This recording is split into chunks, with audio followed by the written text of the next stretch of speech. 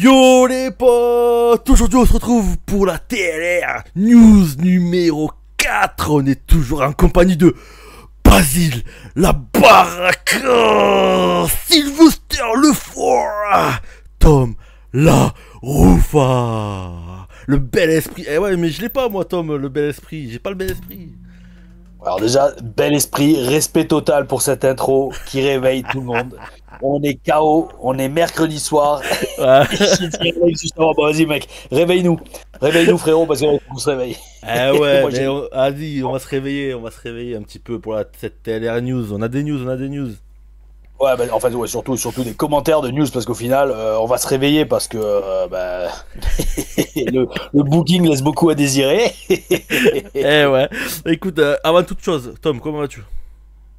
Ah, ça va. Ah, franchement, ça va. Alors, ça va même très très bien. Je sais pas, t'as pu regarder toi les Showrix ce week-end? J'ai regardé les Showrix. Alors j'ai regardé le premier, Ouais. le premier en direct Oui, et d'accord. le deuxième je l'ai regardé Ouais, en différé. en Mais différé, ouais. après, ils vont ressortir, ils vont reposter les shows bien montés. Parce que Ouais, là, parce que c'était. c'était bien c'était coupé. J'ai pas trop compris au début, mais Ouais. j'imagine qu'ils ont eu des petits soucis techniques, mais En fait, bon, pour faire simple, la Rix, déjà, respect total à leur boulot. Et en fait, ils essayent tout simplement de travailler sur les diffusions live, tu vois. ouais. Et ça prend Ah, énormément de boulot. Parce que, bel esprit.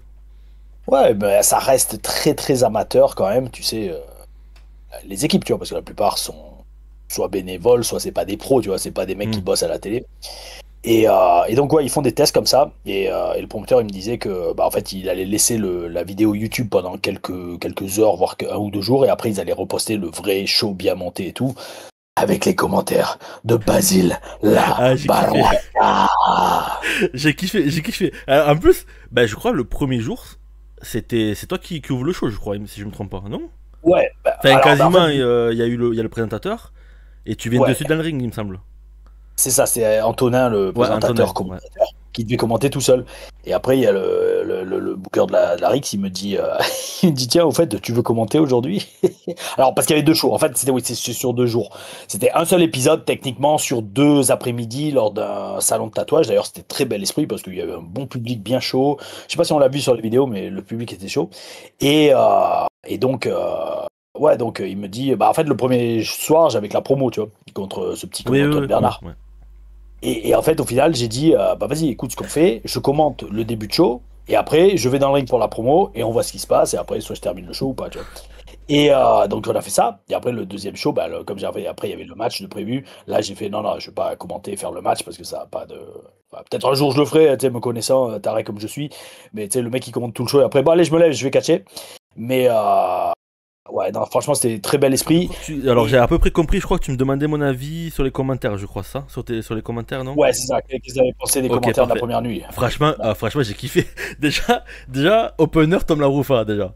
Voilà, moi je suis pas là, je suis pas, mais déjà quand il y a Tom Laroufa qui arrive, qui fait qui monte dans le ring, bel esprit. Et là d'un coup, je vois, euh, ouais, Tom Laroufa va venir commenter avec moi. Et là je fais, ok, là ça va partir roue libre dans les commentaires. Et là tu vois, il met le casque, le mec il fait, ouais, tous ces gens de la Rix et tout, nanani, nanana. Bon, je vous invite à aller voir la vidéo les gars, mais franchement, bel Ouais. esprit. Le match, parce que du coup, ouais, t'as commenté le match de Joseph Fenech Junior.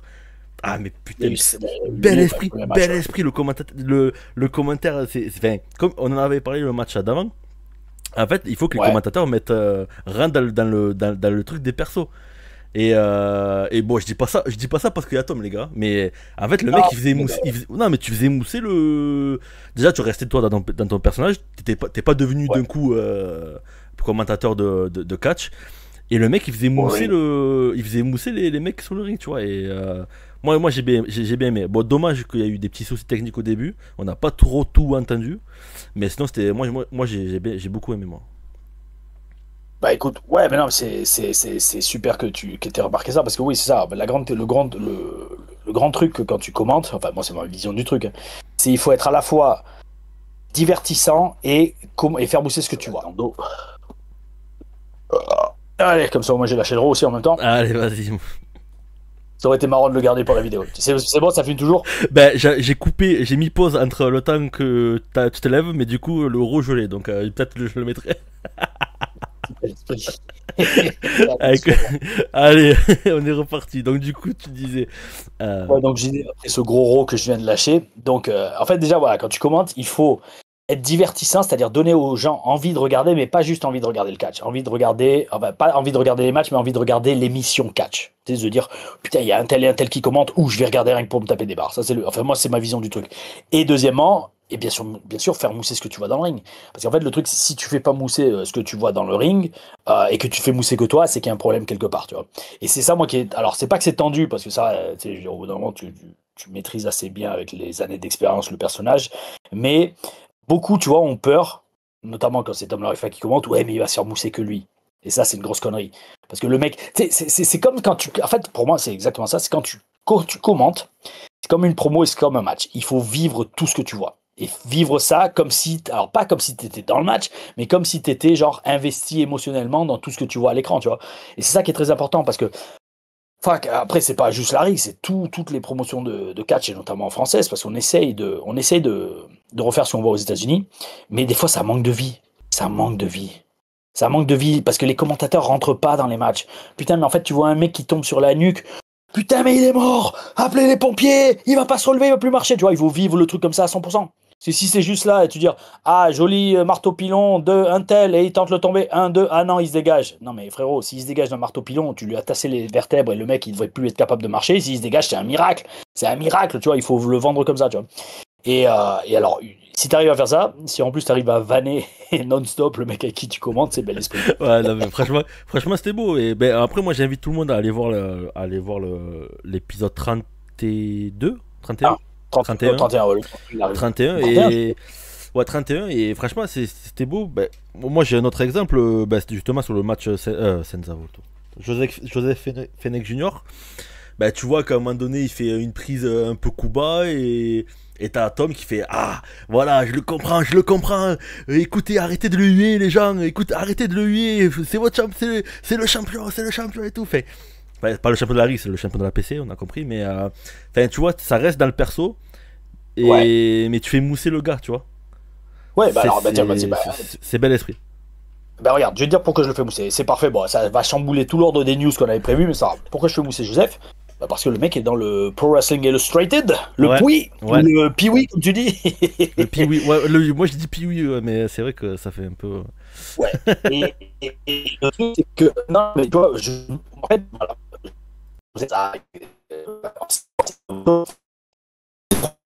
Des catcheurs français les plus en vue en ce moment actuellement, il est dans le top 10 sûr, voire le top 5 des catcheurs français du moment. Donc le truc parti de là, c'est pour ça d'ailleurs qu'il est dans le PWI, même si on va en reparler juste après. Donc le truc c'est, même si je suis heal techniquement à la RIX, je suis obligé de le faire mousser le mec. Tu vois, parce que en plus, lui aussi est en heal, et tu vois, c'est parce que j'ai quand même franchement énormément de respect pour sa carrière et pour son parcours, d'autant plus parce que c'est très intéressant le parcours de Joseph Fenech Jr. dans le sens que, bah, tu sais, à la base, il a conquis l'Europe sous la gimmick de Senza Volto. Et puis il a vite réalisé que bon, la voltige c'est super pour mousser rapidement, mais tu peux pas continuer à faire ça toute ta vie, tu vois. Et donc là, il a changé de perso, il a trouvé son nouveau perso Joseph Fenech Jr. et il s'est réinventé totalement, donc respect total, tu vois. Respect total. Et ouais, pour d'abord finir sur la Rix, là où c'était bon, c'est que donc commentaires et promo. D'ailleurs, la promo j'ai bien aimé avec Antoine Bernard parce que on a pareil raconté une bonne histoire. Mec, il a fallu que je me retape tous les épisodes de la Rix, mais il a fallu que j'aille la veille de la promo. Enfin, la veille du show, parce que j'étais arrivé vendredi soir en Bretagne, on en avait parlé, vu qu'on avait fait la Taylor News numéro 3 juste avant que je parte. Je me suis retapé tout l'historique des épisodes Rix pour me remémorer tout notre parcours ensemble, parce que ça fait quand même plus de 3 ans maintenant que je suis à la Rix. Et franchement, on en a fait des conneries avec Antoine Bernard. Hein. On en a fait beaucoup des conneries. Ah bah c'est beau, franchement c'est bel esprit, franchement moi j'ai aimé. Ouais, Après j'invite les gens encore une fois à aller voir et donner leurs commentaires. Ouais, quand ça sera dès que ça sera possible, de toute façon on partagera les liens. Et après, on a eu le match. Et pareil, le match, bel esprit. Bel esprit le match. Bon, je me suis fait disqualifier, qu'ils allaient tous se faire enculer, mais franchement, bel esprit. Bel esprit le match. Belle tenue aussi. Nouvelle tenue, alors celle-là, j'avais fait faire pour, pas la AEW, mais pour la TNA. Parce qu'à l'AEW, j'avais déjà le gilet que j'avais mis pour l'entrée, mais j'avais pas encore le pantalon. Et après, j'ai eu l'idée, je fais, tu sais quoi, vas-y, je vais prendre le pantalon, je vais faire rajouter l'étoile française bleu, blanc, rouge que j'avais dans le dos du gilet.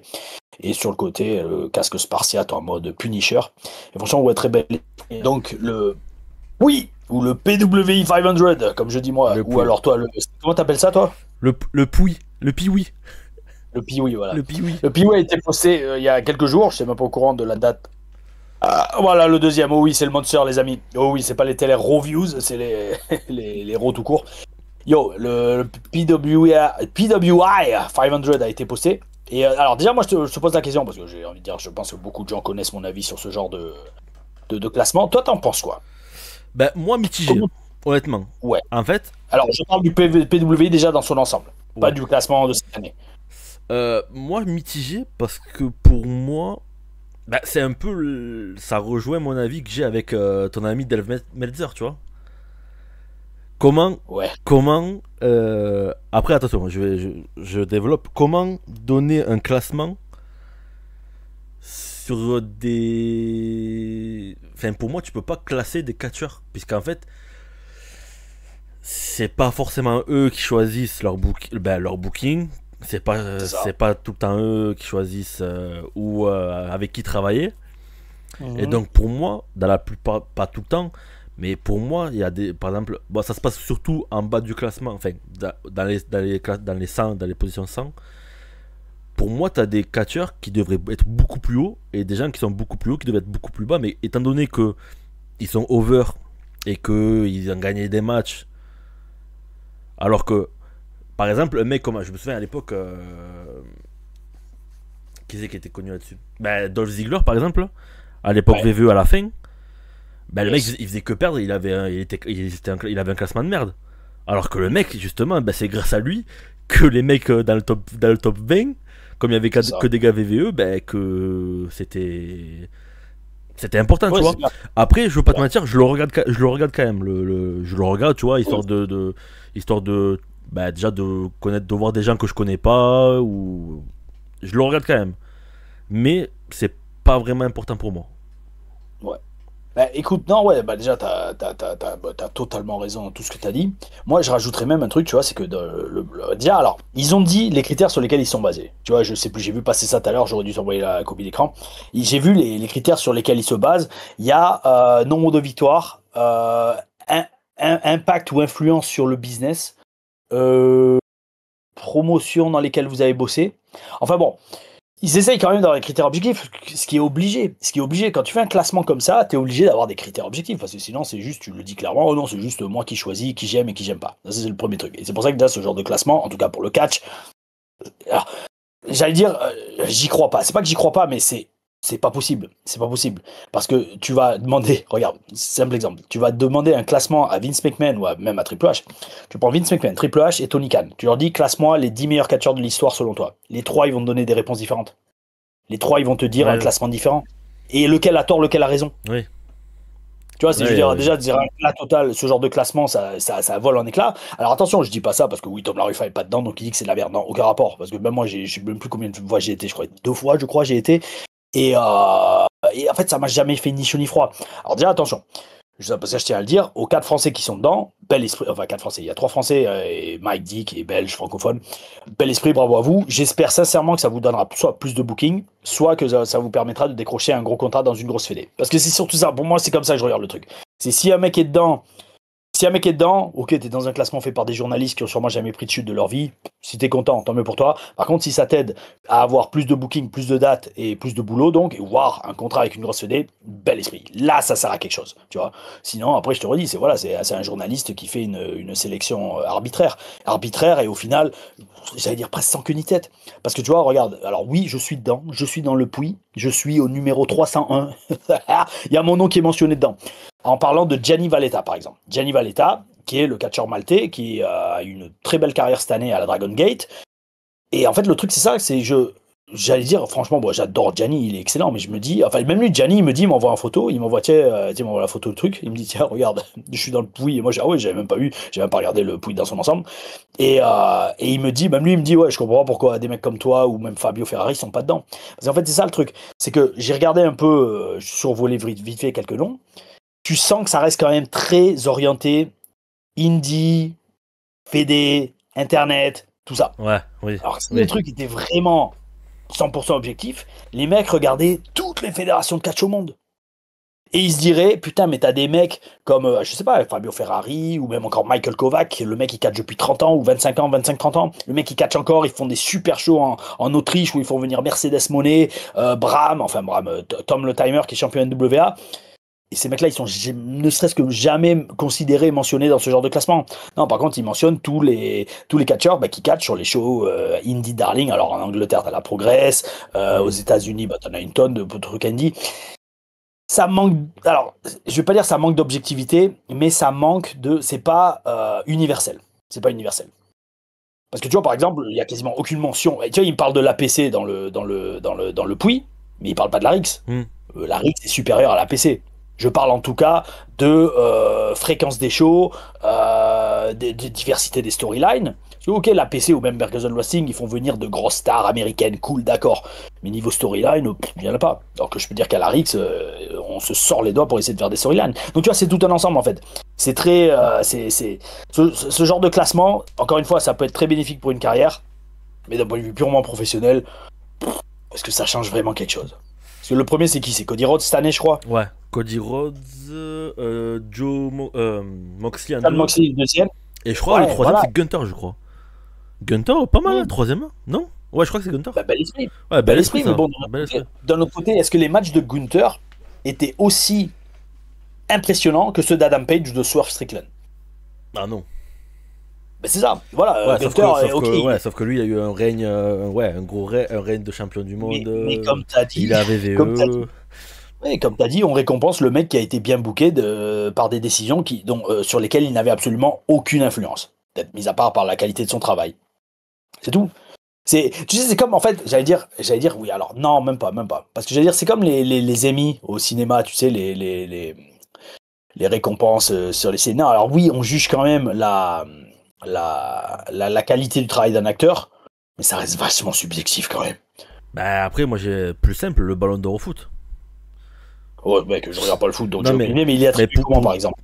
Pour les gens qui. En fait, pour moi, c'est exactement c'est vraiment le même truc que le Puy. C'est les gens qui votent le ballon d'or, non? Non, c'est des journalistes. Sauf que, en fait, par exemple, t'as des journalistes du Guatemala qui vont voter des joueurs qui sont même pas censés être dans le classement.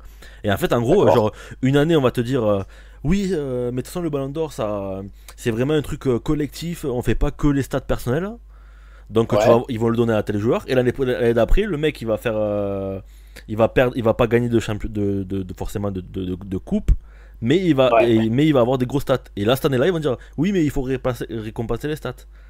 Donc tu vois, en fait, pour moi, c'est exactement le même truc que le Puy, parce qu'une année, ils vont te dire oui, que c'est lui parce que il a fait ça. Parce qu'il a gagné beaucoup de matchs, et l'autre, c'est parce qu'il a apporté plein d'argent. Voilà, mais l'année d'après, ils vont te dire ouais, mais pourquoi c'est pas le champion le premier? Mais ils vont te dire ouais, mais parce qu'il a vendu plein de t-shirts, il a des gros matchs. C'est exact. Pour moi, c'est le même truc. Je sais pas si les gens qui regardent le foot auront le même avis. Ouais, n'hésitez pas à réagir dans les commentaires. De toute façon, parce que moi, dans ce genre de situation, j'essaie quand même toujours de prendre encore du recul et d'analyser le truc. Parce que, dans la vie, soit tu réagis avec les émotions, soit avec la raison. Et moi, autant que possible, surtout pour le Puy, il n'y a aucune émotion là-dedans. Mais avec la raison, c'est de me dire si ça peut ajouter quelque chose à la carrière d'un catcheur, bel esprit.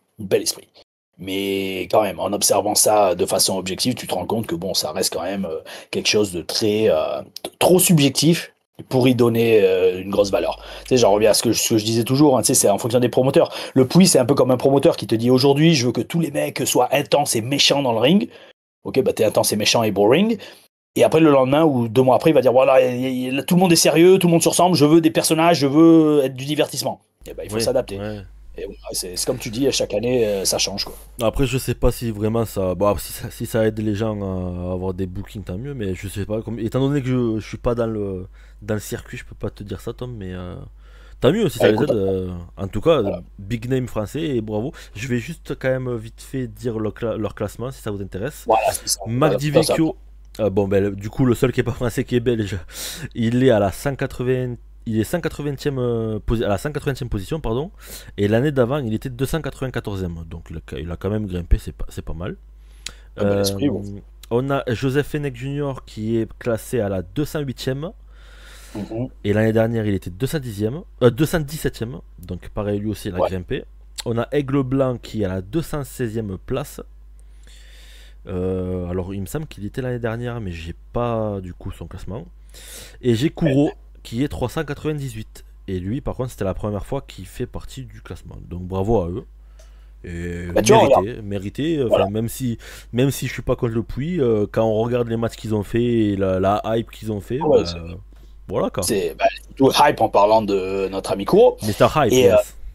tu vois, moi par exemple, je viens de ressortir, enfin le mien que j'ai été 2 fois. En 2014, j'étais 318. Ok, d'accord. Alors que j'avais fait un takeover, qui est quand même vachement important. Mais je dis ça parce qu'en 2016, j'étais 201. Ben, alors, Ok, autant en ouais. 2016, j'avoue, j'ai eu une belle année à Impact.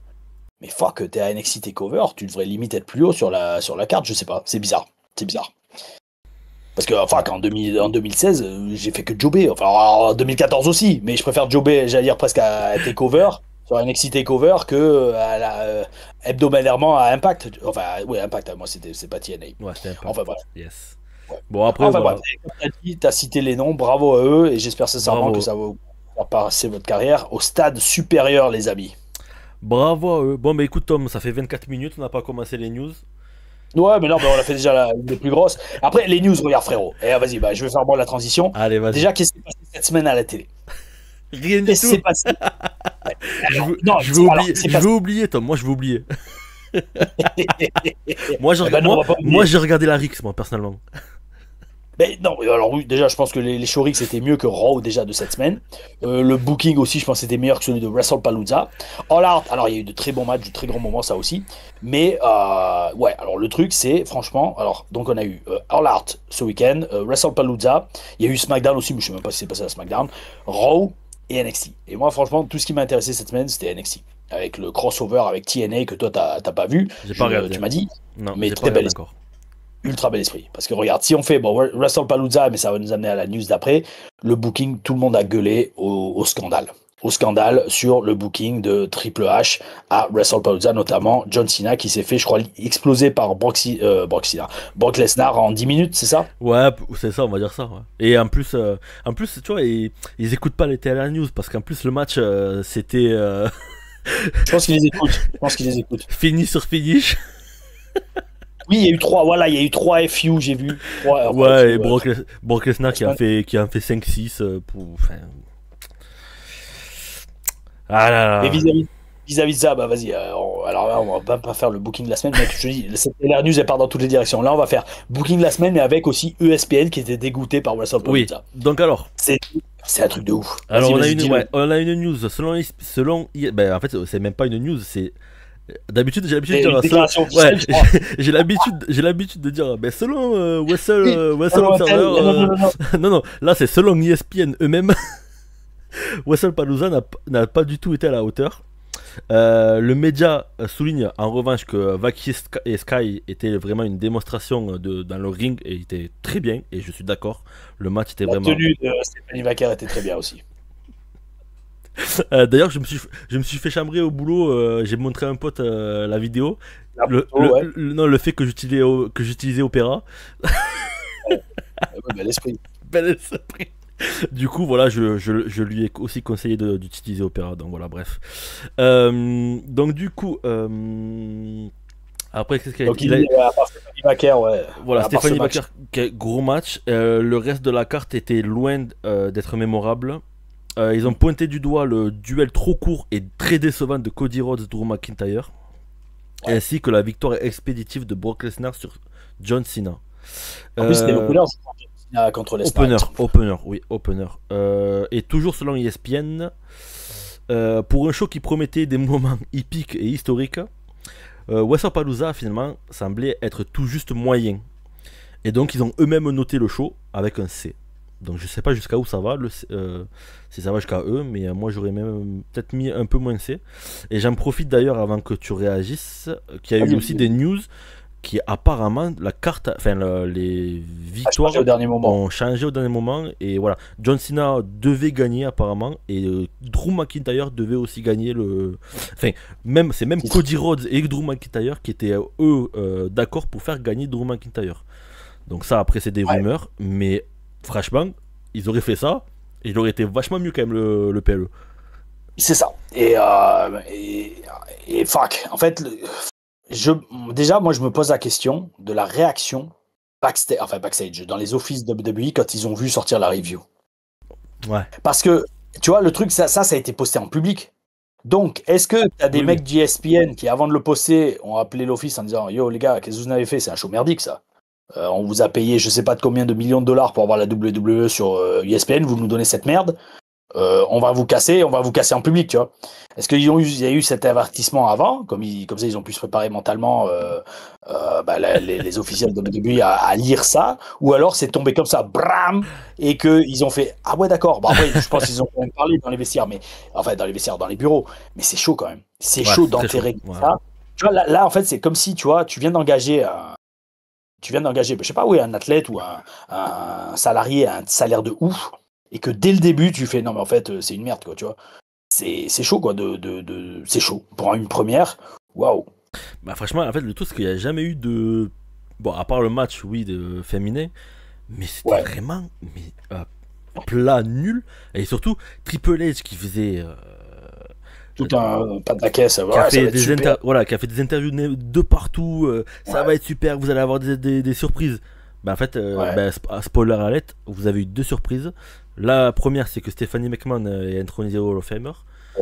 Bon, bravo, mais bon, franchement, rien à foutre. Ça justifie pas, ça justifie pas de payer 20 balles par mois, je crois que c'est ESPN. Ouais, surtout qu'elle elle utilise VPN en plus, donc ça leur coûte leur coûte pas 20 balles en plus. C'est ça, exactement. Et la deuxième, c'est qu'il y a eu Pat McAfee qui était en retour. Waouh, super, franchement, vraiment super. Ben oui, il y a eu que ça dans le show. Donc, c'est normal, c'est sur ESPN, donc il y a plus de viewers. Donc, autant gicler les commentateurs qui se cassent le cul toute l'année et reprendre un mec qui est là une fois par an et qui doit être payé beaucoup plus cher que la plupart des catcheurs. Ouais, bon. Mais bon, bref, d'après Triple H, c'est la révolution de la WWE. Ça allait être le nouveau WrestleMania. Et déjà, après, déjà quand tu fais, je crois que c'était l'opener, le retour de McAfee. Je crois que c'est l'opener. Donc déjà quand ça commence sur ça, en général. Ça devient du comment t'appelles ça, tu sais, le gratin du showbiz. Les shows de WWE, c'est un mélange entre vite fait du catch dans le ring et des célébrités que tu vois. Voilà, c'est des célébrités ringside. D'ailleurs, il devait pas y avoir Trump, je crois, ringside, non? Ah, j'ai pas vu la news. Non, alors c'est où qu'il est censé être à Washington? Il y a pas un show à Washington bientôt? Alors non, c'est pas non, il y a l'UFC non qui va à la Maison Blanche. Il m'a semblé voir qu'il y a un show de WWE à Washington bientôt. Ah, peut-être, j'ai pas vu ça. Il m'a semblé voir que Trump était mentionné pour être là. WWE à Washington. Fais voir un peu. Écoute, je cherche en même temps. Ouais. Non, mais ou alors c'était à SmackDown, je sais plus. Enfin bref, dans tous les cas, le truc c'est ça, ils nous vendaient, moi j'ai pas trop regardé le build-up, mais en fait ce truc sur ESPN, ça devait être un peu grosso modo un deuxième, le 6 janvier 2025, Raw est sur Netflix. Et alors autant le Raw sur Netflix, alors ils avaient vite fait sortir les doigts avec une carte, pas mal, mais ça avait été une vitrine. Je me souviens, j'avais fait la télé reviews, qui avait fait beaucoup de vues d'ailleurs. C'était une vitrine de regarder c'est quoi la WWE. Là, c'était même pas le cas en fait. Ouais, là, par contre, c'est vrai que il y a beaucoup de gens qui sont restés scotchés sur le booking de Brock et de Cena. Ok, d'accord. Mais en fait, oui, c'est logique parce que bon, Cena, s'il lui reste que 3 dates à faire, ils vont pas miser sur Cena en fait. Ils vont pas investir sur Cena alors que Lesnar, il va être là encore pendant quelques années. Tu vois, surtout vu le physique qu'il a, un bordel de merde. Ouais, c'est un truc. J'ai vu une comparaison là. Là. Mais attention, c'est l'éclairage. C'est l'éclairage. Oui, aussi, ça joue beaucoup. Un éclairage en dessous qui te rend encore plus massif. Je connais les astuces. Mais non, franchement, voilà. Il est chaud. Beaucoup se sont plaints de ce booking. Mais lui, par contre, il fait du sens d'un point de vue business. Mais par contre, c'est vrai que là où il y a moins de sens, c'est les autres, notamment Drew McIntyre qui arrête pas de jobber. Et là, Alex, transition, c'est moi qui fais les transitions cette semaine. Le booking de Triple H qui est remis en question. Yes. Ouais. Le booking de Triple H qui est remis en question et beaucoup de gens commencent à se plaindre de plus en plus du booking de Triple H. Et je voulais t'envoyer la vidéo, je l'ai pas fait hier. Hier, j'ai regardé justement une vidéo sur YouTube qui en parlait. Et c'est vrai que le mec marquait pour une fois beaucoup de bons points. Et toi, vas-y, comment tu comparerais, c'est moi qui pose les questions cette semaine, Vas-y, comment tu comparerais le booking de Vince et de Triple H? Alors écoute, Et est-ce que c'est une réussite d'un côté, est-ce que tu en préfères un ou comparé à l'autre? eh ben écoute, cette question, je veux pas te mentir, c'est la news que j'attendais le plus Ouais, de vas-y. cette TLR news. Parce qu'après, on a fait le tour, je crois. Après, mis à part NXT TNA, c'est bon, je crois. Ouais, Ah non, il y a le bah, petit Bret Hart. ouais, il y aura Bret Hart, il y Et aura, Bret Hart, ouais, il y aura Bret Hart, ouais. Donc du coup, en fait, moi je m'étais dit, je me suis fait pour cette news, je m'étais dit, comment je pourrais comparer Vince et Triple H. Vas-y. Eh ben pour moi, tout simplement, en fait, Vince, c'est quelqu'un qui misait gros. En fait, il était capable de prendre des décisions radicales, tu vois. Yes. Et bah, du coup, en fait, ça fait de lui un visionnaire parce que le fait d'avoir propulsé déjà la compagnie là où elle est, c'est un visionnaire, Ouais. le mec, qui aurait pu. Enfin, personne n'a parié là-dessus. C'est ça. Et donc, c'est un peu grâce à ça qu'il a révolutionné le catch et le sport divertissement, enfin, tout ça en gros. Ouais, je vois. Et donc, tu vois, pour moi, c'est cette prise de risque, quand je reviens là-dessus, c'est cette prise de risque-là Ouais. qui a fait fonctionner le truc. Et donc, Yes. à double tranchant, justement, le fait de prendre ces risques, donc tu peux aller très, très, très, très, très, très haut dans la réussite, mais tu peux aller très, très, très, très, très, très bas aussi. Yes. Donc, Ouais. là où il y a eu les guerres avec la WCW, etc., etc. Et, et c'est là la différence avec Triple H, où je trouve que lui, je trouve qu'il cherche pas trop à faire des superstars comme on en a parlé dans les TLR News précédentes. Exactement. Il y a des rivalités qui sortent de nulle part, qui se terminent des fois oui, qui se terminent des fois non. Ouais. Et du coup en fait ça casse le fait que ça casse l'immersion en fait. Et en fait, le but du catch, c'est de faire rentrer les gens dans les storylines. Et donc, qu'est-ce que je voulais rajouter d'autre? Je dis, ah oui, et aussi le fait que la WWE, et je terminerai avec ça, je trouve, cherche trop à créer le buzz, mais le mauvais buzz. En fait, t'as l'impression. Le buzz, comment t'appelles ça? Le buzz dopamine. Voilà, en fait, Genre, c'est ça. Mais pas le truc qui dure. Ouais, c'est ça. En gros, demain, j'ai envie de te dire, demain, tu vas sur Twitter, enfin sur X, Twitter, en top tweet, il y a un sujet sur la VVE. Ben, t'as l'impression que Triple H est là toute la journée à se dire qu'est-ce qu'ils disent les gens, Ça, ça. Et tiens, je vais prendre ça, je vais faire ça. Ça. Alors que Vince, il s'encarrait royalement l'oignon. Il faisait ce qu'il veut. Ouais, et donc c'est là où tu vois la plus grosse différence, c'est que Vince était vraiment un visionnaire et il proposait des trucs de fou, et comme il proposait des trucs de merde. Alors que Triple H, c'est vraiment ouais. Alors que Triple H, tu vois, je trouve il fait rien, il propose rien. Alors que c'était un gars à NXT, je m'en souviens. Putain. Oui, c'est clair, c'est exactement. Putain, en fait, Triple H, c'était un peu le visionnaire à plus petite échelle que de Vince McMahon au niveau de NXT. Ouais. Donc voilà mon avis. Toi, qu'est-ce que t'en penses, Tom? Bah, c'est ça le truc. En fait, franchement, alors, dans tes termes, même si tu as ajouté quelques nuances, et c'est intéressant justement de les avoir, parce que toi, tu as un regard différent, étant donné que. Oui, bien sûr. Mais c'est pour ça que moi, j'aime bien. Non, mais j'aime bien toujours avoir l'avis d'une personne, entre guillemets, extérieure au ring. Parce que quand tu vis le truc dans le ring, tu le vis différemment, tu le vois différemment, bien sûr, qu'en dehors du ring. Mais dans tous les cas, tant que la passion est là et que, je veux dire, toi comme moi, on aime le catch, c'est très important d'avoir les deux points de vue. Primo. Et en fait, donc, tu as résumé en fait, la vidéo que je regardais hier et qui, moi aussi, m'a mis en mots cette différence. Et alors déjà, il y a plusieurs points que tu as touchés, ça c'est clair. C'est que Vince crée des stars, Triple H, il gère des talents. Qui a créé Triple H? Pour l'instant, personne. Personne. Parce que, il y en a qui vont dire, oui, Dominique Mysterio, Braun Breaker. Est-ce qu'il les a vraiment créés? Les mecs sont déjà talentueux à la base. C'est pas comme s'il leur a donné le spotlight de ouf, comme Vince l'avait fait avec Hogan. comme Vince l'avait fait avec Stone Cold et The Rock, comme Vince l'avait fait avec John Cena, et comme il l'a fait avec Roman Reigns, parce que Roman Reigns, c'est une création de Vince, c'est pas une création de Triple H. Triple H a récolté la storyline de la Bloodline et il en a fait un super finish, d'accord, mais à la base, Roman Reigns, c'était un projet de Vince également, tu vois.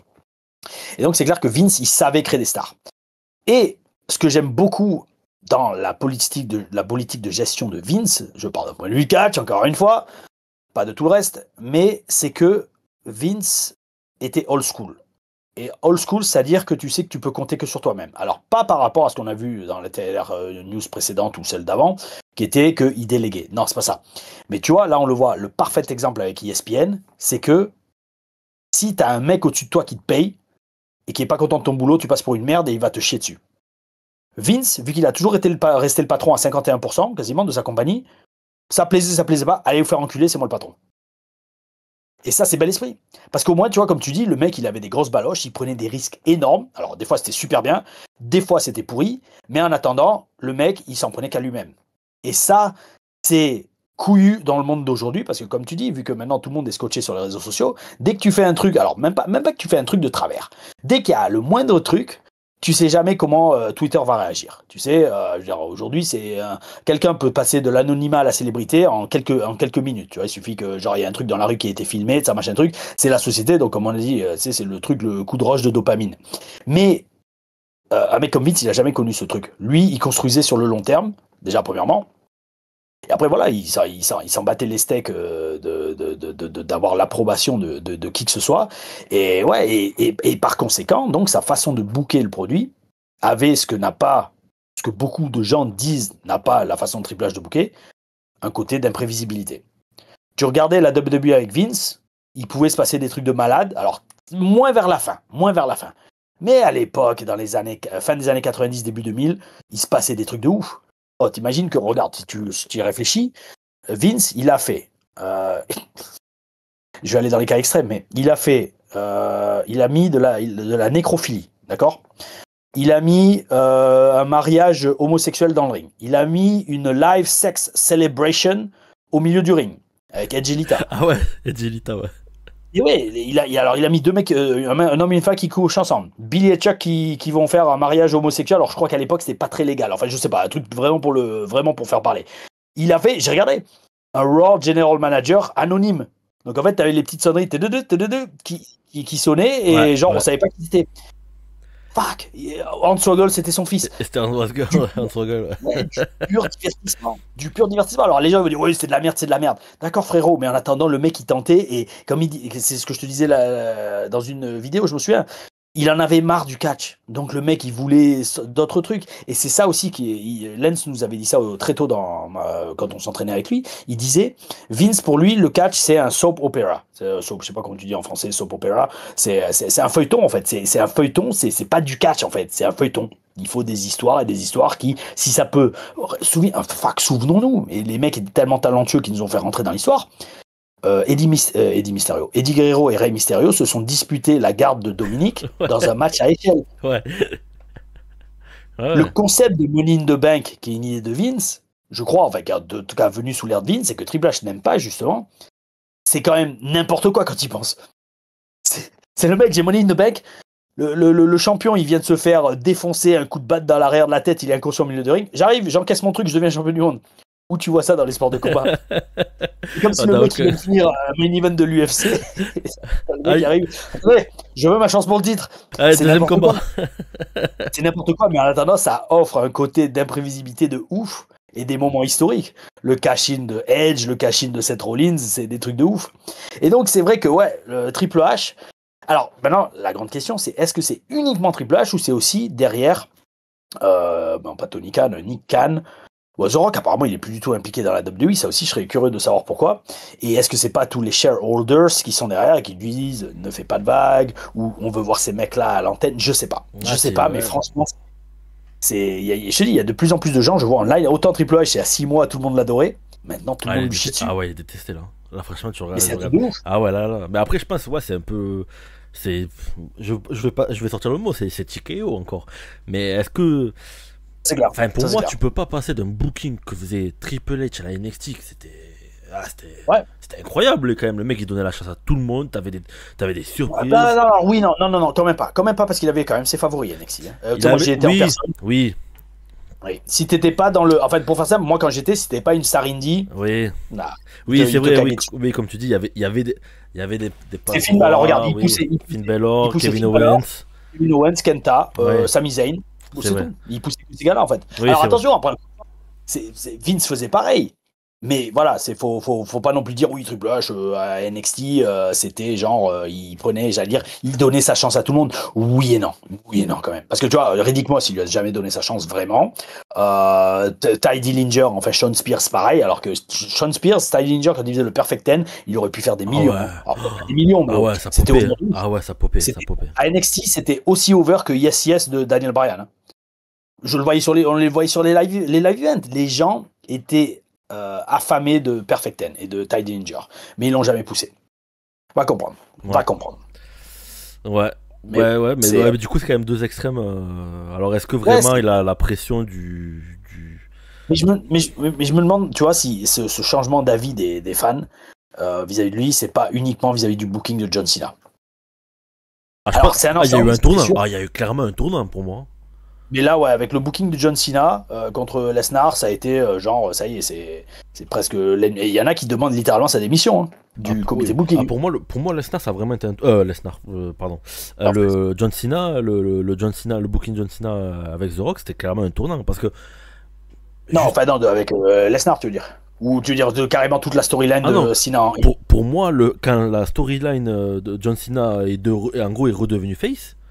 Ouais, pour moi, c'est vraiment à partir de là où les gens a commencé à dire il se passe quoi là-dedans Attends, mais là, tu vois. Ouais. Mais pour cette décision, je pense pas que c'est uniquement. Non. C'est uniquement. Oui, je pense que c'est aussi. The Rock, il a dû dire non, moi je vais pas être dans le catch pendant au moins 1 an et demi. Donc frérot, ça sert à rien qu'on continue la storyline. Que si tu veux pas revenir. Mais là où c'est scandaleux, et c'est là que je comprends les fans quand même qui se plaignent. C'est que regarde, parce que ça, j'ai pas regardé la vidéo, j'aurais dû la regarder. J'ai vu sur YouTube passer une vidéo qui disait la WWE a vendu son âme pour l'argent saoudien. Mec. The Rock lance le heel turn de John Cena, qui est la plus grande star du catch de ces 20 dernières années, pour potentiellement, je vais pas dire foutre en l'air sa carrière, mais si ça foire, les gens vont rester, c'est comme la fin de Game of Thrones. Hein. Tu vas dire, ah ouais, fuck, le heel turn de John Cena, c'est comme la fin de Game of Thrones, c'est de la merde, quoi. Et donc, par contre, The Rock part et s'en bat les couilles. Par contre, je t'annonce, si les Saoudiens ils allongent 5 à 10 millions pour que Rock affronte Cody Rhodes ou Roman Reigns à WrestleMania 43, t'inquiète pas, il sera là. Hein. Ah bah c'est ce qui est prévu dans les news, hein. C'est ce qu'ils veulent les gens, hein. C'est ce qu'ils veulent les Saoudiens. Donc, si la WWE c'est devenu ça, à l'époque de Vince, il y aurait eu quand même Vince avec ses grosses baloches qui aurait dit non. Moi, c'est mon entreprise familiale. J'ai ça depuis des décennies, c'est mon bébé, pas les couilles, je fais what's best for business, dans un sens, le business WWE, pas le business tout court.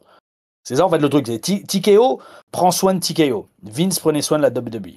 Alors, il prenait soin de lui aussi, c'est sûr, mais il y avait cette mentalité que tu retrouves pas dans une grosse multinationale comme TKO, quoi. Et après, encore une fois, alors moi, ma question maintenant que je te pose, c'est est-ce que c'est pas l'évolution du business? Est-ce que c'est pas le business qui a évolué comme ça et qu'il faut, j'allais dire, l'accepter?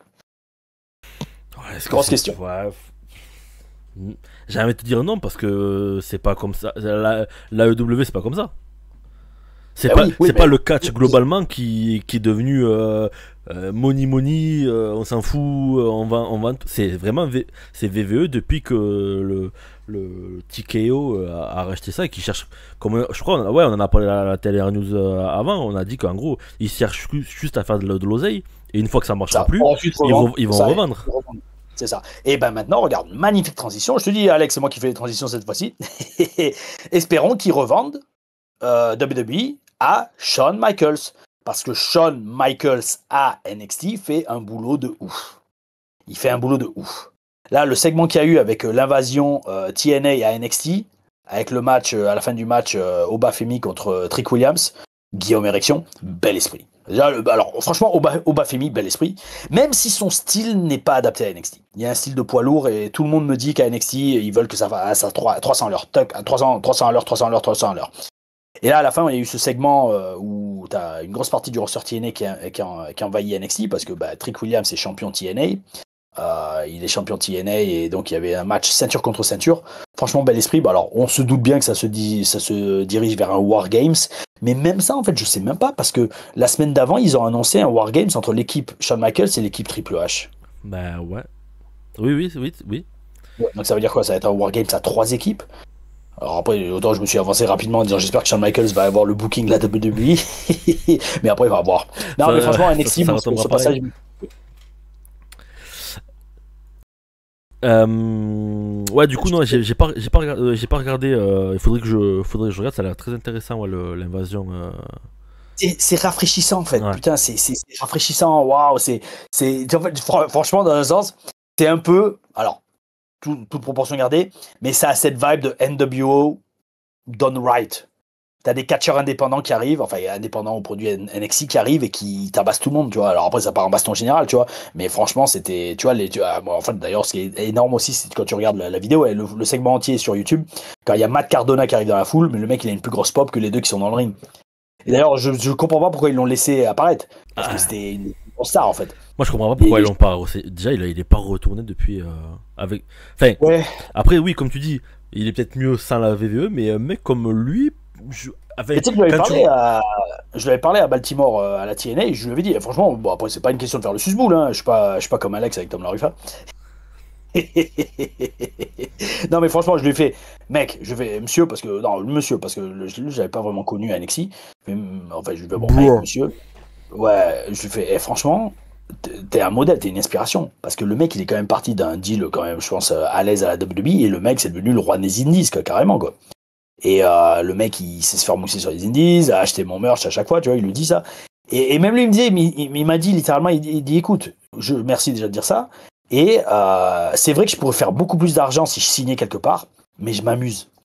Et franchement, aujourd'hui, je préfère m'amuser que faire de l'argent. Et il a raison. Enfin, je veux dire, c'est tant qu'il est heureux comme ça, bel esprit. Mais là, par contre, tu voyais quand même qu'il était content d'être là. Tu voyais qu'il était content d'être là. Je pense que c'est différent. Mais c'est clair qu'il y a eu un potentiel. Mais le problème, c'est que je t'annonce tout de suite, s'il se fait re-signer par la WWE, ils feront rien avec lui. Ils feront rien. Parce qu'ils auraient dû faire quelque chose avec Drew McIntyre depuis longtemps. Oui. Ils le font pas. Et c'est beaucoup de gens. D'ailleurs, c'est ça qui m'a fait halluciner. Si tu regardes les stats de Drew McIntyre, le mec, je crois qu'il a perdu 17 de ses derniers matchs de championnat qu'il a eu. Ouais, je crois que c'était 17 sur 21.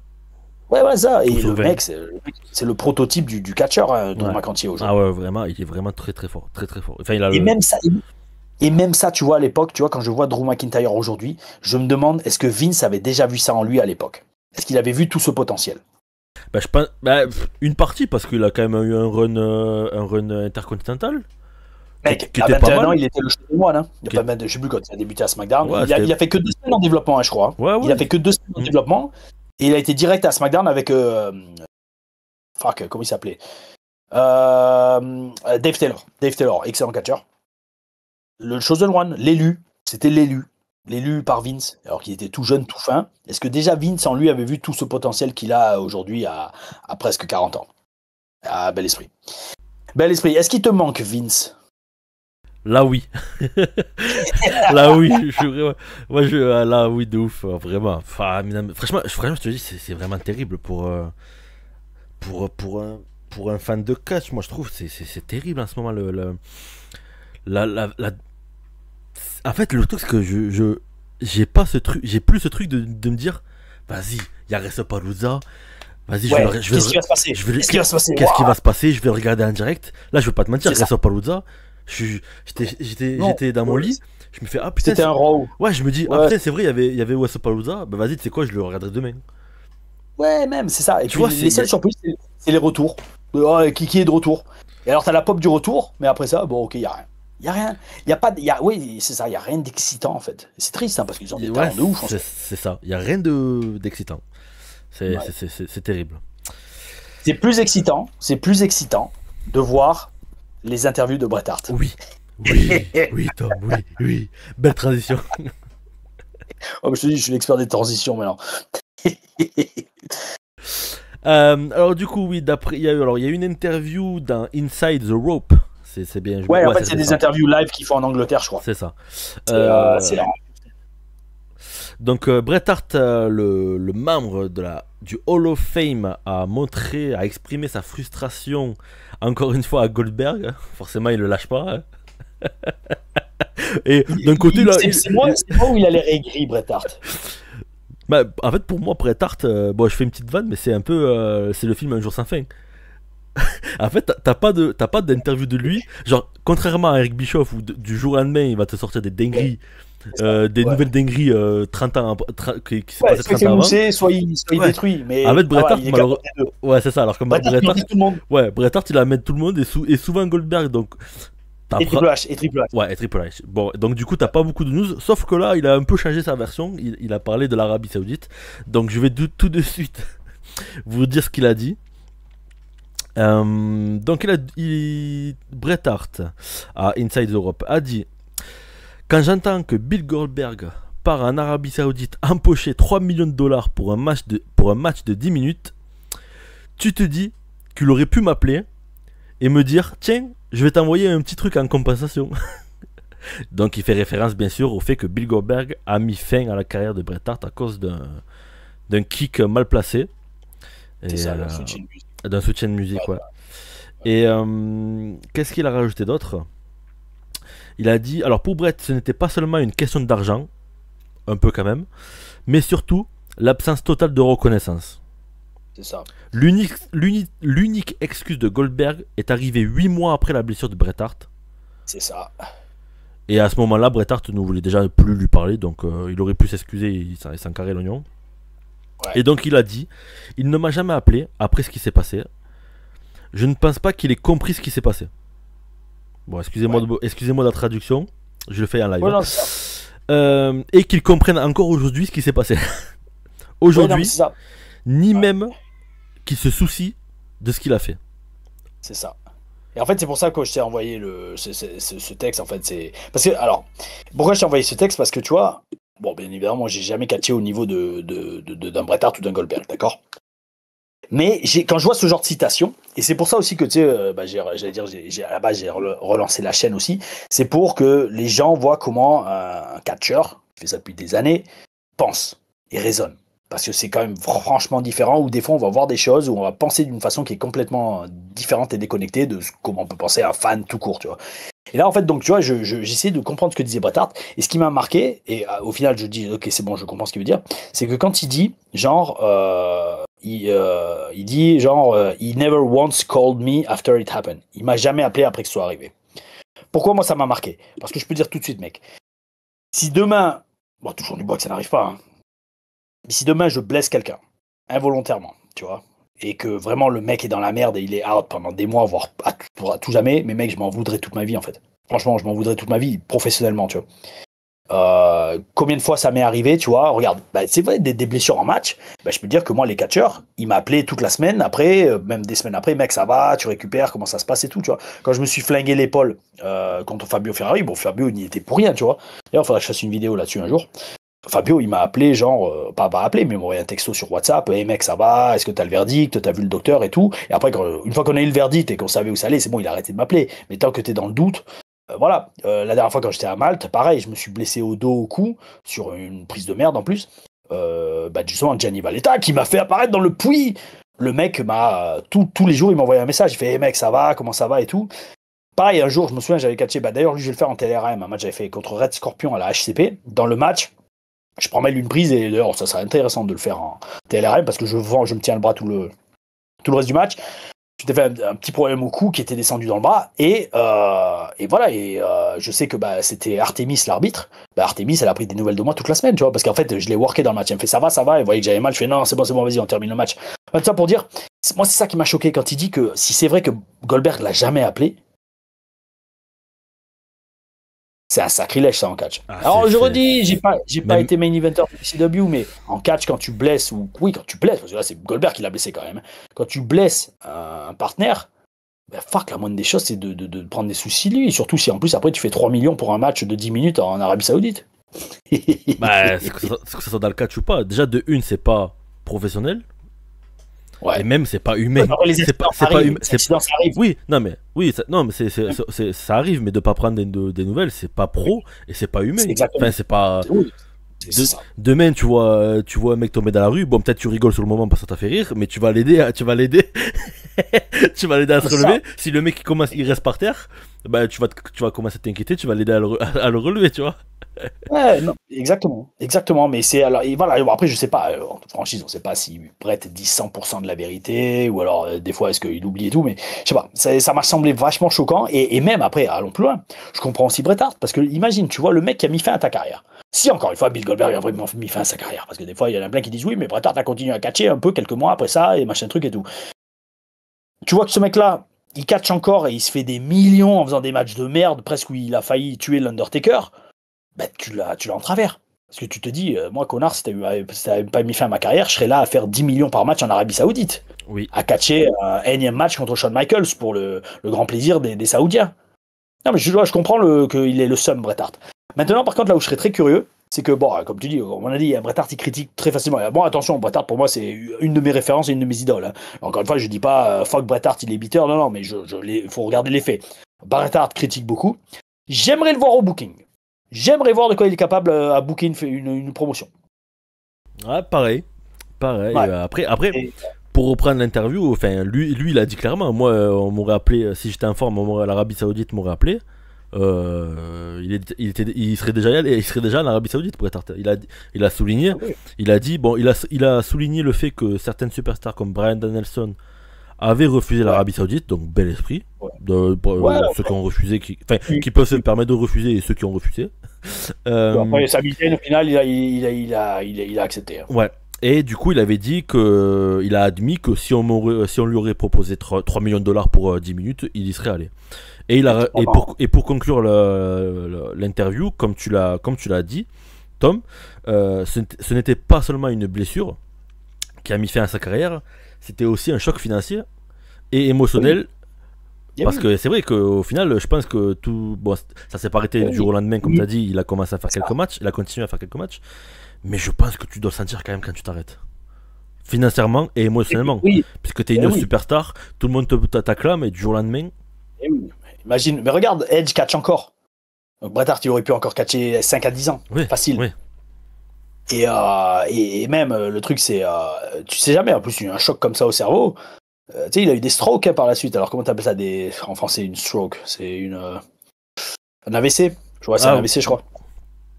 Okay. Ouais, je crois que c'est AVC. Ouais, et c'est peut-être dû à ça, tu sais, fuck, c'est. Ça veut dire c'est qu'il vraiment. rester à cause de lui, quoi. Et le mec, il s'est même pas excusé ou.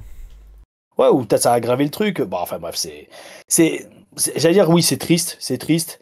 Mais bon, c'était voilà, moi ce qui m'a choqué, c'est que si vraiment Goldberg l'a jamais appelé, mais jamais tu fais ça dans le business. Quand tu blesses quelqu'un, surtout un collègue de travail, avec qui t'as fait de l'argent ou quoi, ben, le moindre des choses, c'est de prendre des nouvelles et de s'assurer, mec, ça va bien, tiens, regarde, je vais t'envoyer un petit chèque.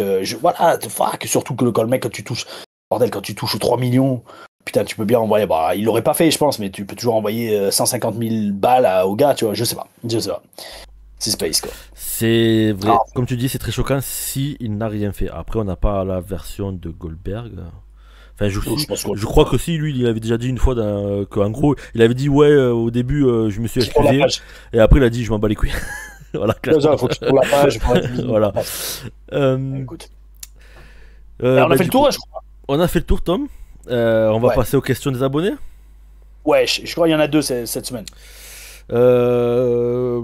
J'en avais plusieurs. Alors écoute, qu'est-ce que je vais sélectionner? Après, tu m'as envoyé des copies d'écran, mais il n'y avait pas de questions dedans. Non, il n'y avait pas forcément de questions, mais c'était juste des gens qui avaient des avis. Je sais qu'il y avait un avis par exemple sur WrestleMania en Arabie Saoudite, par exemple. Ouais. Je le cherche. Mais en fait, moi, c'est ce que j'avais le même dilemme quand je faisais des télé-reviews. Si je prends les avis qui veulent le coup, mec, j'aurais fait 50 vidéos à chaque fois, quoi. Attends, alors, ok. Bonne analyse. J'ai une question. Vas-y. De Mike Dev Project. Yes. Je peux te poser une question, donc oui. Comment travailler la foule en tant que catcheur pour faire vibrer la salle? Et aurais-tu des conseils à lui dire? Et merci et bel esprit. Bel esprit. Bon, Dave, c'est ça? Non, c'est Mike Dev. Mike, ouais, ok. Bah, déjà, Mike, si tu me poses la question, c'est peut-être parce que t'es catcheur. Écoute, C'est une question très générale qui a, j'allais dire, presque pas de rapport avec les TLR News, mais c'est pas grave, j'y réponds. Bah, en fait, il faut déjà s'adapter à chaque foule. S'adapter à chaque foule. Et ce qui est magnifique, bah après ça vient avec l'expérience. Ça vient avec l'expérience et surtout en bossant avec des mecs qui ont aussi de l'expérience. Regarde, ce week-end j'étais à la Rix. Mec, c'était énorme. C'était énorme parce que, à un moment dans la promo, je savais ce que je voulais dire, mais dites-vous une chose pour comprendre un truc. Une promo, pour moi, c'est comme un match. Il y a une histoire dans la promo. On commence à un endroit et on va et on suit le flow, d'accord? Et je fais la promo après avoir commenté pendant 1 heure et demie. Donc en fait, très souvent, que ce soit en promo, match, etc., surtout quand c'est filmé télé, on se répète tout en tête juste avant de sortir du rideau, tu vois. Là, moi, j'avais rien répété du tout, en fait. Enfin, je savais ce que je voulais dire dans la promo et je savais plus ou moins ce qu'on voulait, enfin le message qu'on voulait faire sortir avec Antoine. Mais le truc, c'est que, tu vois, je veux dire, quand il est venu le monde faire la promo, tu sais, j'ai posé le casque et je suis allé, hop, c'est parti, tu vois. Donc bref, ça pour dire, je me suis basé sur la foule de ouf. Je connaissais les grandes lignes, mais j'écoutais la réaction de la foule et ça me permettait, tu vois, de m'adapter, tu vois. Et le truc, c'est ça, c'est que malheureusement, au début, quand on débute, quand on est jeune, on part trop dans l'idée de je vais faire ça, un point, c'est tout. Ouais, mais si ce que tu fais, ça marche pas avec la foule, il faut être capable de prendre du recul et d'écouter la réaction de la foule. Et d'ailleurs, c'est exactement ce qui est arrivé la deuxième nuit, quand j'ai fait le match avec Antoine Bernard. Parce que, tu sais, l'arbitre, bon, il arbitre le match et tout. Et après coup, je dis à l'arbitre, ça allait, ça rendait bien tout, parce que j'avais pas encore vu la vidéo. Il me fait, ouais, franchement, bien. Et surtout, ce qui est bien, c'est que tu as bossé la foule. Et c'est parce que moi, j'arrive à entendre maintenant la foule, tu vois. Et par exemple, un truc tout con, mais regarde, c'est la base. Et ça, pour ceux qui regarderont j'ai presque envie de faire d'ailleurs une TLRM avec les 2 matchs de ce week-end, parce que c'était vraiment bien, quoi. Enfin, la promo et le match. À un moment, tu vois, je suis dans le match contre Antoine, je le défonce. Et là, en fait, je sais qu'ils avaient ce chant, il a vraiment une belle moustache, là. Bon, voilà, ils chantent ça avec Antoine Bernard. Et en fait, ils l'ont chanté à fond pendant la promo la veille. Mais dans le match, vu que je l'ai défoncé quasiment tout le match, jusqu'à ce moment du match, ils le chantaient pas, tu vois. Et moi, en fait, je les ai pas supplié de le faire. Mais à un moment, je le défonce et je dis, alors, vous chantez plus, enfin, vous parlez plus de sa moustache, hein, bande de blaireaux, tu vois. Et là, boum, je remets une grosse prise juste derrière. Donc en fait, ils avaient pas envie de chanter parce qu'ils continuaient à se faire défoncer. Et t'as pas envie d'acclamer un mec qui est au sol. Tu vois, c'est pour ça aussi les babyface, il faut toujours montrer que vous avez un fire en vous, que vous êtes prêt à combattre. Parce que si vous êtes une carpette, une serpillière, la foule a pas envie d'acclamer une serpillière. Ils ont envie d'acclamer un mec comme Rocky ou comme Hulk Hogan qui va se défendre. Et bon bref, ça pour dire, juste après, il me place un brainbuster de ouf d'ailleurs. Brainbuster de ouf, boum. Et là, dès qu'il m'a planté, les gens, il a vraiment une belle moustache. Ils se sont mis à chanter de ouf. Mais ça a été facilité ce chant parce que juste avant, 30 secondes plus tôt, je disais alors vous parlez plus de sa moustache. Donc voilà, en fait, tu vois, il faut être capable d'écouter la foule, de sentir la foule et de te situer où t'en es dans le match. Et en fonction de ça, bah, tu augmentes 2 fois plus la réaction de la foule que si tu fais du par cœur, que tu répètes ton match ou ta promo sans même prêter attention à ce qui se passe autour de toi et que les gens, de toute façon, ils vont le sentir. Si tu ignores la foule, les gens, ils le sentiront. Mais même l'être humain, quand tu l'ignores, il le sent, quoi. Voilà, Mike. Ben écoute, j'espère que c'était assez complet. Je pense qu'il a répondu à ta question. Et moi, juste, si je peux rajouter, regarder la dernière TLRAM où tu catches en Italie, je crois. Et tu parles exactement de ce sujet-là. Donc j'invite Mike, s'il n'a pas vu, à le voir, où tu lui parles le fait d'écouter la foule. Et en plus, il t'explique par rapport à ce qu'a fait Tom pendant son match. C'était très intéressant. Donc je t'invite à aller voir cette vidéo. Bel esprit. J'ai une deuxième question. Voilà, dernière question. J'ai une deuxième question de Bruno Soubiel 5144.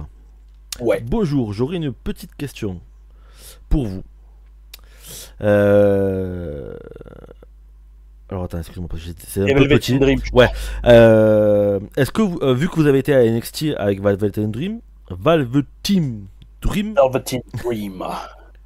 est-ce que pour vous il avait vraiment du talent pour réussir dans le main roster? Je vous remercie pour votre réponse et continuez vos vidéos. Le talent, oui. La personnalité, enfin surtout on va dire l'hygiène de vie, non. Parce que c'est ce qui a été. Oui, c'est pour ça que il y a eu tellement de scandales en dehors du ring que voilà, quoi. Malheureusement il n'a pas duré à la WWE, mais il avait un talent de ouf. Lui il était arrivé à Tough Enough. Ouais. Voilà, et, j'allais dire, oui, je l'ai vu à ses débuts en tant que participant à Tough Enough. Après, il a été signé, il a fait quelques promos, j'y étais encore. Il avait un talent de ouf, il l'adorait, tu sais, au micro. Au début, tu vois, il faisait des promos en mode, comment dire ça, un peu en mode Barack Obama. Tu sais, il avait un personnage en mode politicien, tu vois, il parlait, il présentait très bien et tout. Et franchement, rien qu'avec ça, il avait un talent de ouf. Et après, il s'est lancé en mode Velvet in Dream, mais là, j'y étais plus, donc j'ai pas trop vu son évolution. Ouais, non, mais le mec, il avait un talent de ouf, qui aurait pu aller très loin. C'est un peu comme Matt Riddle, au final. Les mecs, ils auraient pu aller très très loin, mais en dehors, je pense qu'ils faisaient... ils avaient des excès ou des penchants qui ont fait que malheureusement, à la WWE, c'est n'importe où, pour n'importe quel boulot, au final. Hein, c'est pas... Peut-être dans les années 80, ça serait passé, mais pas dans les années 2000. 2010, 2020. Ah, dans les années 80, il serait allé voir Vince. Et Vince lui aurait dit: Allez, jeune, allez, viens, t'inquiète, c'est ta première fois. Allez, viens avec nous, viens autour de la piscine. Tiens, prends un gros cigare, mon gars. Prends trop. Un petit whisky. Mec, tiens, en parlant de ça, en parlant des années 80, et on terminera, je pense, sur ça. Mec, j'ai regardé une vidéo tout à l'heure. Je ne l'ai pas envoyée en Télé News. C'était, tu sais que André le Géant, il a failli être tué par Saddam Hussein. Ah non, j'ai pas vu ça, je savais pas ça. Mec, c'est un truc de ouf. J'ai vu la vidéo et je pense que c'est quasiment vrai, hein, c'est totalement vrai. C'est un fan qui raconte ça avec des photos d'époque et tout. Dans les années 70, en 71, je crois, André le Géant, André Roussimov, il était allé catcher en Irak contre le plus grand catcheur irakien de l'époque, qui était, à un moment, il avait managé Sergeant Slaughter, je sais plus comment il s'appelait. C'est pas Colonel Mustafa, c'était pas l'Iron Chick, c'était un autre, mais le même genre de look et de gimmick. Et en fait, pour faire très simple, dans la vidéo, ils disent, alors est-ce que c'est vrai, est-ce que c'est faux, je sais pas, mais ils disent que Saddam Hussein, lui, il était pas au courant que le catch c'était scripté, tu vois. Donc en fait, il a dit à son catcheur irakien, qui était un ami d'enfance d'ailleurs, un ami d'adolescence de Saddam Hussein, ils avaient grandi ensemble, il lui dit: mec, t'en fais pas, si tu gagnes pas ce match, le français, je le renvoie dans un cercueil en France. Ouais. Et le catcheur irakien, qui était one of the boys, un des catcheurs, tu vois, et qui connaissait bien André, il lui a dit dans le ring avant, grosso modo, il lui a fait passer le message: mec, faut que je gagne. Vraiment. Et apparemment, André, il a compris le message, et en fait, il a battu André, peut-être quasiment pas en squash match, mais c'était pas loin, tu vois. Parce qu'en fait, le truc, c'est même ça, dans ce genre de situation, tu peux pas tenter le diable, et littéralement, tu vois, et faire, parce que c'était un match à deux manches gagnantes. Donc techniquement, dans ce genre de match, le heel gagne la première, le babyface la deuxième, et le babyface remporte à la fin du match, normalement, quoi. Pour créer cette tension, il fait que les gens: allez, vas-y, tu vas gagner et tout, tu vois. Et en fait, le babyface, il gagne la première manche, tu peux pas tenter et faire gagner le heel la deuxième manche. Parce que quand t'as 10 000 soldats armés qui regardent le match et que tu sais pas si Saddam Hussein, un mec comme lui, dit non, tu sais quoi, je veux pas que mon champion il soit mis en difficulté, je veux pas que pour le peuple irakien que je maintiens avec une poigne de fer, on soit vu de façon faible aux yeux du monde et aux yeux de mon peuple. Tu sais pas. Et alors en fait, apparemment, je te dis, c'est pas un squash match, mais quasiment, tu vois. Ah, c'est un truc de ouf. Ah ouais, cette vidéo, elle était énorme. je veux bien que tu me l'envoies après, je l'ai retrouvé dans l'historique. Mais tu vois, c'est marrant parce que moi, ça me fait repenser. Alors, c'est pas du tout la même chose, pas du tout. Mais ça m'avait fait repenser à quand j'avais catché au Pakistan. C'était énorme. Parce que bon, après, franchement, en toute franchise, bel esprit, Ring of Pakistan, bel esprit, Bacha, très bon pote. Mais t'es jamais 100% à l'aise dans ce genre de pays. Tu sais jamais ce qui peut se passer, d'accord? T'es sur la route, il y a une explosion, tu sais pas. Tu sais, surtout que le pire, c'est que c'est ça, le Pakistan, les gens sont très gentils, mais régulièrement, t'entends un attentat au Pakistan, tout ça, quoi, tu vois. Et j'étais avec un catcheur anglais, et je te jure, tu sais, au début du show, on était dans une sorte de colisée, qui était très bel esprit d'ailleurs, et les shots n'étaient pas bel esprit, parce que je sais même plus, il n'y avait pas d'eau dans les shots, je crois. Bon, enfin bref. Et ça, c'est toujours chiant, parce qu'aller au shot avant un match, c'est la base. Le gars, il fait: je vais noter par rapport au shot. mais mec, ça reste ça. Moi, je dis, franchement, si un pays ou une expérience ou une salle, il n'y a pas de shot, je suis emmerdé, tu vois, littéralement. Tu vois. Le Mexique, c'était pareil. Quand j'avais catché au Mexique, il n'y avait pas d'eau dans les shots, ça me fait chier. Tu peux pas aller chier, en fait. T'as envie de chier, t'as pas envie, tu peux pas chier. Donc il faut retenir ta merde et tu es obligé de catcher avec l'envie de chier, c'est horrible ça. Et après t'as Jeff Hardy qui te vient dessus et tu fais un trou de pisse. Heureusement qu'il y avait des bonnes chiottes à Universal Studios, parce que là je te dis littéralement je me serais chié dessus avec Jeff Hardy. Heureusement que j'avais l'estomac vide quand il m'a fait ça. Ça m'est jamais arrivé de ma vie de ma vie, et encore moins de catcheur, de me chier dessus. Mais là, avec Jeff, ça aurait été direct. Au Mexique, j'avais une envie de chier. En plus, on allait manger des tacos sur la route, j'avais une envie de chier. Et en plus, j'avais une tenue blanche. Tu sais, bleu, blanc, rouge. Ouais. C'est comme les Colombian Storm, mais bleu, blanc, rouge au lieu de rouge, blanc, rouge. Bon, enfin bref. Et donc, ouais, au Pakistan, et donc, je terminerai là-dessus. Au début du show, il y a eu énormément de feux d'artifice. Et en fait, dans les vestiaires, il y avait un catcheur anglais avec nous. Le mec, il a cru que c'était une attaque. Quand les feux d'artifice ont explosé, ça fait... Il fait « Putain, merde, qu'est-ce qui se passe ?» Et je fais « C'est bon, calme-toi, frère, c'est les feux d'artifice. » Mais il croyait que c'était une explosion ou un attentat, tu vois.